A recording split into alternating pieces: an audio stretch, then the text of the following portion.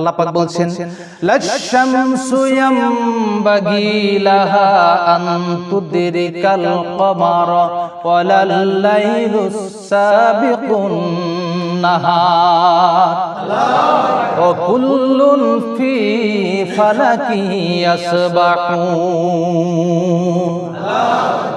আল্লাহ পাক ডাক দিলেন, এই যে সূর্য এবং চাঁদ, তাদের জন্য আমি নির্দিষ্ট কক্ষপথ নির্ধারণ করে দিয়েছি। তোমরা মানুষরা কি করো? রাস্তা নির্মাণ করো। রাস্তার মধ্যে তোমাদের সৃষ্টি, তোমাদের আবিষ্কার করা বিভিন্ন যানবাহন তোমরা ছেড়ে দাও। কিন্তু এমনও দেখা যায় ট্রেন লাইনের মধ্যে দুর্ঘটনা ঘটে কিনা?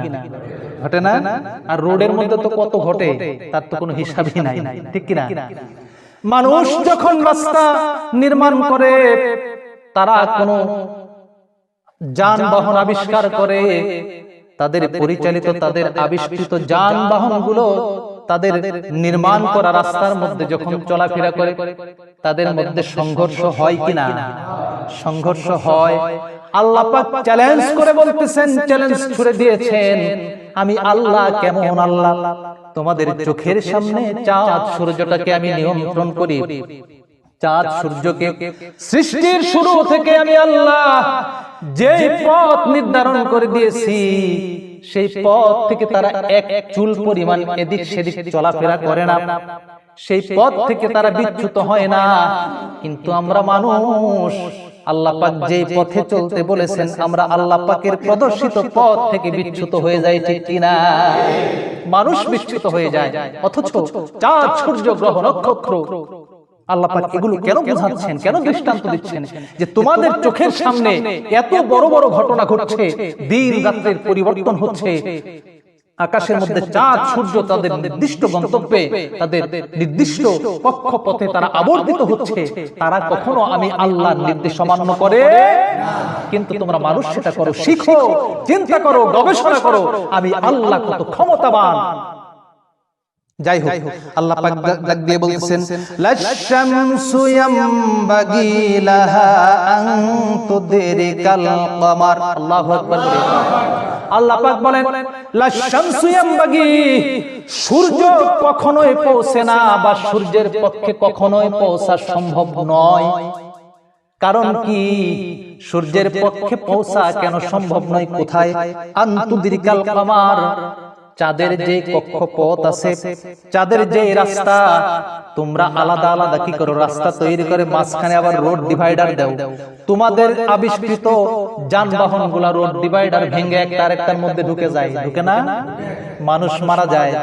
পৃথিবীর মানুষের সাথে তোমরা লক্ষ্য করো, চিন্তা করো, লাশ-শামসু ইয়ামবাগি লাহা আন তুদরিকাল কমার, আমি আল্লাহ পাক রব্বুল আলামিন যে চাঁদ এবং সূর্যকে বানিয়েছি, এই সূর্যের পক্ষে কোনোদিন সম্ভব নয়, এই সূর্যের পক্ষে কোনোদিন সম্ভব নয় চাঁদ পর্যন্ত পৌঁছাবা, চাঁদের রাস্তায় যাওয়া তার পক্ষে সম্ভব নয়। আমি রাস্তা নির্ধারণ করে দিলাম।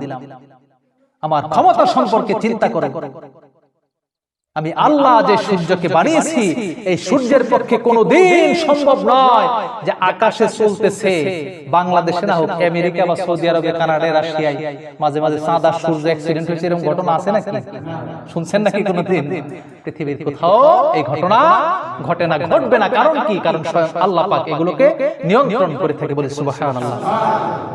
আল্লাহ পাক বলছেন লাশ-শামসু ইয়ামবাগি লাহা আন তুদরিকাল কমার, সূর্যের পক্ষে কোনোদিন সম্ভব নয় চাঁদের কক্ষপথে প্রবেশ করা, চাঁদের পথে চলে যাওয়া, ঠিক তেমন ভাবে সম্ভব নয় ওয়ালাল লাইলুস সাবিকুন নাহার, ঠিক তেমন ভাবে সম্ভব নয় রাতের দ্বারা কোনোদিন সম্ভব নয় দিনের জায়গাতে চলে আসা, বলি আল্লাহু আকবার।